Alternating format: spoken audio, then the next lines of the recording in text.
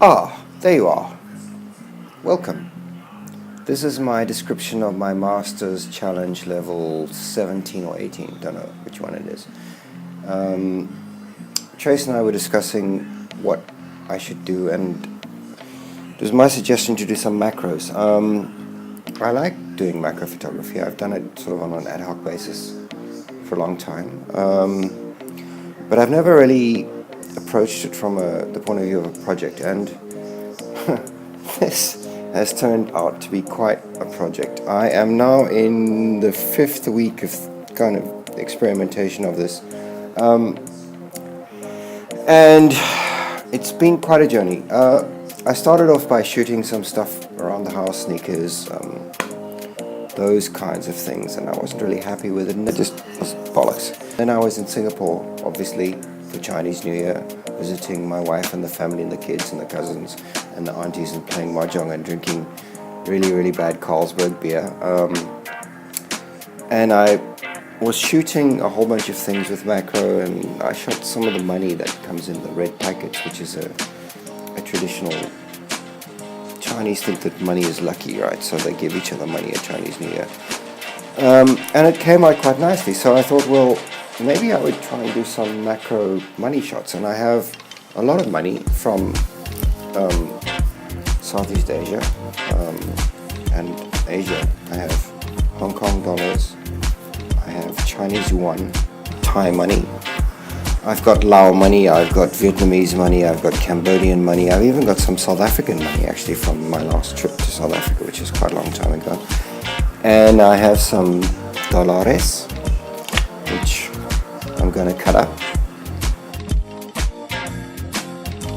How do I shoot macro? I have two ways that I do macro photography. One is I use these extension tubes.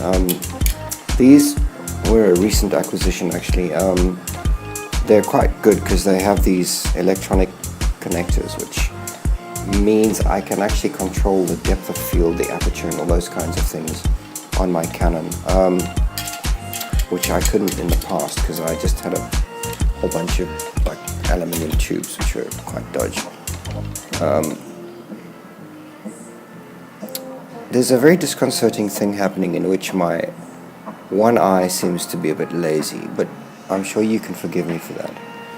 Then I also have these things which are like filters, and they screw onto these really, really old school Nikkor lenses that I have, and then those in turn screw onto my Canon using this sort of Chinese ring thing. That's okay because these old school lenses have all of the controls manual, so I can, for example, control the aperture using a ring, which is in fact my preference anyway. I'm very suspicious of anything that's electronic. I'm not wearing it now, but I usually wear a tinfoil hat to protect myself from these things. Anyway, so that's the way that I do these things. The purpose of this video is to kind of explain or explore the challenges that I've been having, and I suppose document the process of it in case anyone's interested. What I had in mind was to shoot a whole bunch of very super duper macro shots of money, and I wanted to have some colorful backgrounds because money itself is quite colorful, and then to augment that colorfulness by using gels. Of course, I don't have any lights of any description. But let me tell you where I started. I painted some colored backgrounds with acrylic. I have a million tubes of acrylic paint, which is quite cool. I have a million brushes. This is a sable brush, quite good. Yeah, don't buy anything else if you are going to do it because the hairs come off and it's just a nasty mess. Acrylic is cool because it's water-based and it cleans off easily, and it really just goes onto anything. By way of demonstration, it really does go onto everything. I have got a whole bunch of things which I thought would come in useful, one of which is a scalpel, which is going to be used for cutting up the money, and then I have a cutting board, which I only managed to get this morning because the art supply shop that I normally go to burnt down. Go figure. I have got some florist wires which are quite stiff. Again, it's very difficult to get things in KL, so I have to find these at a florist. I have some little crocodile clips which I'm trying to find. Here they are. Little crocodile clips like this, and what I did was I stuck them using some kind of silicon gel type gluey substance to the end of the crocodile clips, and these will be used for holding things like the money,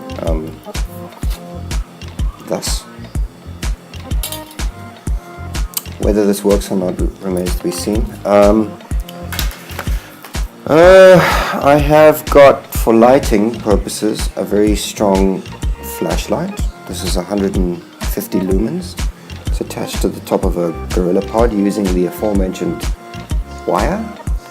I've got a whole bunch of colored gels which were going to be for casting different kinds of light onto the subject. So you can imagine a green gel, a purple background, blue money, something like that. May or may not be interesting. Wine, of course. Batteries. I like to shoot tethered, but I also like to shoot in live view with the tethering going on, because I can actually then do very, very precise controls on the focus. But of course that chews the batteries up quite quickly. Go figure. Yeah, and things are going really well. Not?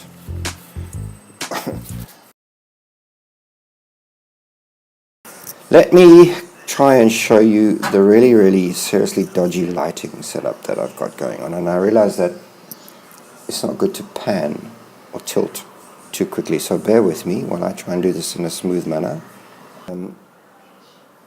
Don't laugh.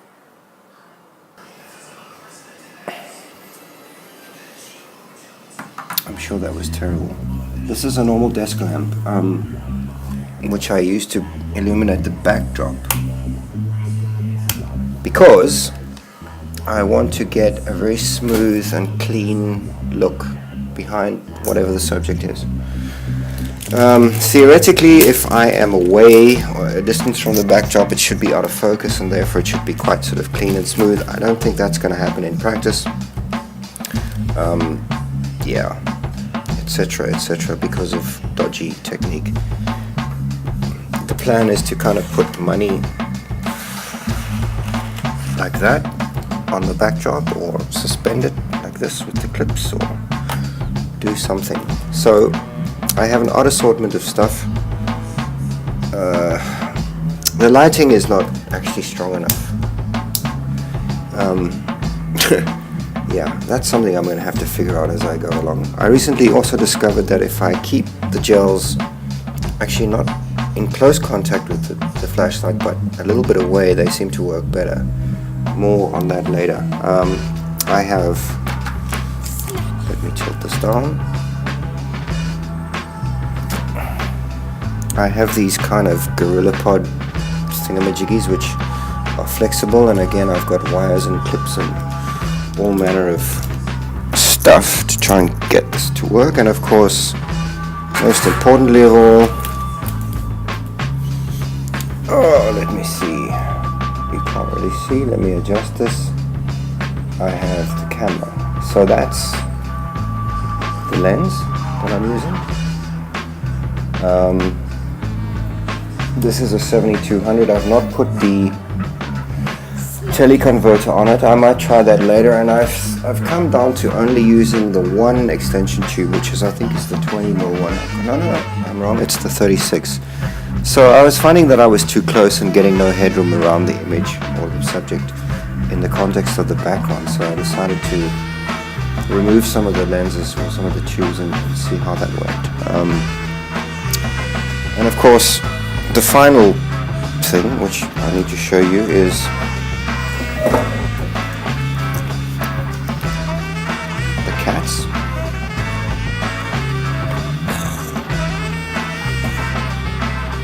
Because without them life would be very smooth and I wouldn't have to lock everything up every time I started shooting. And this guy seems to be having some asthma or foam balls or something like that. Anyway, so that's the thing.